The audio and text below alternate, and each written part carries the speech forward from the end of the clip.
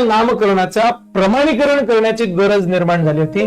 कारण खूप साऱ्या ठिकाणी आता फॉर एक्झाम्पल बघा, भारतामध्ये सापडणारी पाल, इव्हन मी तर म्हणतो तुम्हाला महाराष्ट्रात सापडणारी पाल आणि ओरिसामध्ये सापडणारी पाल हे दोन्ही सेम प्रजाती आहे का भिन्न प्रजाती आहे, कसं पाहिजे?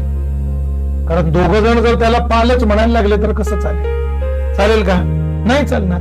किंवा आपल्याला दिसणारे जे सगळे साप आहेत, सगळे साप जर आपण एकाच कॅटेगरीत टाकायला लागलो तर चालेल का? नाही चालणार. त्या सगळ्यांना काहीतरी एक विशिष्ट नाव द्यायला लागेल. त्या नावांच्या मधून त्यांचं आयडेंटिफिकेशन जे आहे ते आपल्याला काय आहे निर्माण करावं लागेल. बरोबर आहे? आलं लक्षात? ओके, येस आहे की नाही?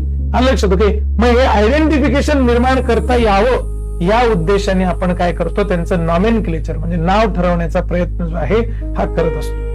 लक्षात? ओके, येस आहे की नाही? आणि म्हणून त्याला आपण म्हणत असतो की बाबा ही नॉमेनक्लेचरची टेक्निकल पद्धत जी आहे ती आपल्याला काय आहे करायची. तर या प्रक्रियेला नामकरण, मराठीमध्ये नामकरण, पण इंग्लिशमध्ये त्याला म्हणतात नॉमेनक्लेचर.